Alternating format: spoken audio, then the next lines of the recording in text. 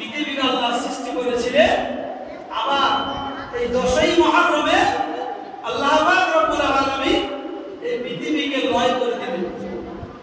শুধু এখানেই কাহিনী শেষ নয়, এই পবিত্র 10ই মুহররম আল্লাহ পাক রব্বুল আলামিন আমাদের আদি পিতা আদম আলাইহিস সালাম তিনি জান্নাতের মধ্যে তিনি বসবাস করছিলেন খুব সুন্দরভাবে, কিন্তু আল্লাহ পাক রব্বুল আলামিনের আব্বাজান আদম আলাইহিস সালামকে তিনি নিষেধ করেছিলেন যে জান্নাতের মধ্যে একটি গাছ আছে, গন্ধম গাছ, এই গাছের ফলকে খেতে আল্লাহ নিষেধ করেছিলেন, কিন্তু আব্বাজান সেই ফলকে ভক্ষণ করেছিলেন। এই জন্য আল্লাহ পাক রব্বুল আলামিন আব্বাজান আদম আলাইহিস সালামকে এই 10ই মুহররম জান্নাত থেকে এই দুনিয়াতে পাঠিয়ে দিলেন।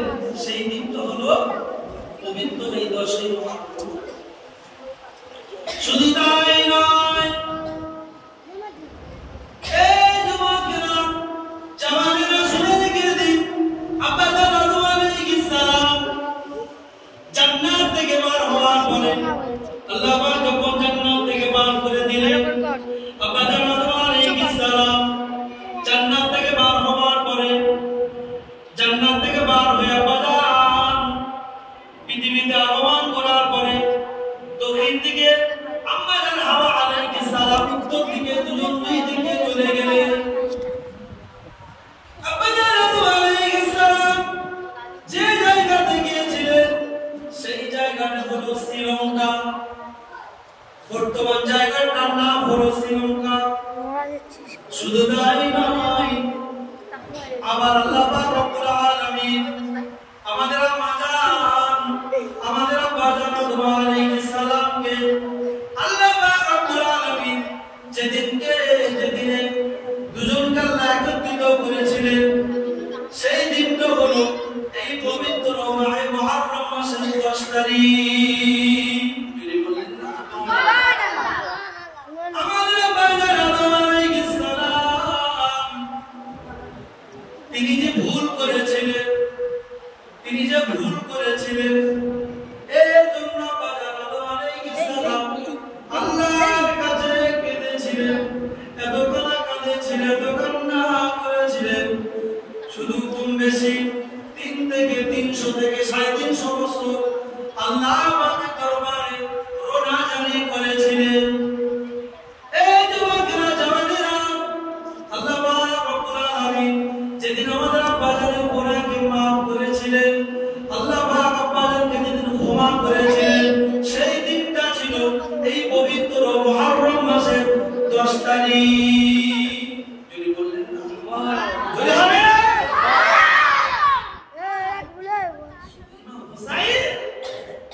শহীদ হয়েছে এই জন্যই নয়, এই দিনে বলে নবী আলাইহিস সালাম এই দিনে পৃথিবীর বুকে আগমন করেছিলেন। আমরা সকলেই জানি দুইজন নবী, হযরত নবী নূহ আলাইহিস সালাম এবং হযরত নবী নূহ আলাইহিস সালাম। এই নূহ আলাইহিস সালামকে আল্লাহ পাক রব্বুল আলামিন 9 থেকে 950 বছর আল্লাহ হায়াত দিয়েছিলেন। হযরত নূহ আলাইহিস সালাম তিনি তার উম্মতদেরকে দ্বীনের দাওয়াত দিয়েছিলেন, কালেমার দাওয়াত দিয়েছিলেন, কিন্তু নবী নূহ আলাইহিস সালামের কালেমাকে গ্রহণ করেন।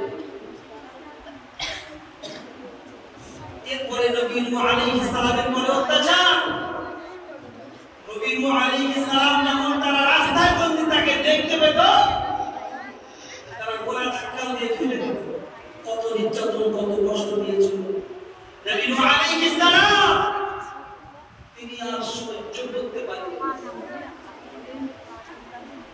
নূহ আলাইহিস সালাম আল্লাহ পাক রব্বুল আলামিন সহ্য না করতে পেরে নূহ আলাইহিস সালাম বললেন, নূহ তুমি একটি কিস্তি বানাও, নৌকা বানাও। খুব সংক্ষিপ্ত সময় নূহ আলাইহিস সালাম নৌকা বানালেন, কিস্তি তৈরি করলেন। মাত্র কয়েকজনেরা নবী নূহ আলাইহিস সালামকে নবী বলে মেনেছিলেন, তারা দাওয়াত গ্রহণ করেছিলেন। আল্লাহ পাক হুকুম করলেন, এই কোটা মানুষ শুধুমাত্র তোমার কিস্তিতে নৌকা তুলে নাও। নবী নূহ আলাইহিস সালাম তাদেরকে কিস্তিতে নৌকাতে উঠে নিলেন। প্লাবন শুরু হয়ে গেল, পানি আর পানি। নবী নূহ আলাইহিস সালামের একটি সন্তান, তিনি তেনাকে নবী বলে মানেনি, কলেমাকে মানেনি। নবী নূহ আলাইহিস সালাম যখন বললেন আল্লাহ তার বেটাকে এই কিস্তি তোলার জন্য বললেন, আল্লাহ বলছে না, হবে না। বিরাট প্লাবন শুরু হয়ে গেল।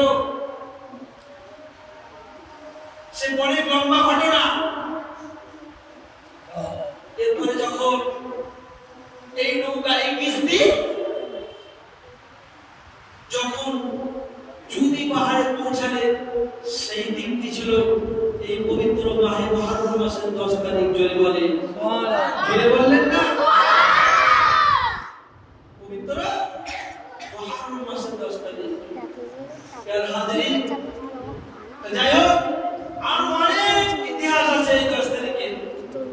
ওদিকে আমি এগোবো না, সংক্ষিপ্ত একটু ইমাম হুসাইনের কাহিনী সংক্ষিপ্ত করে বলবো।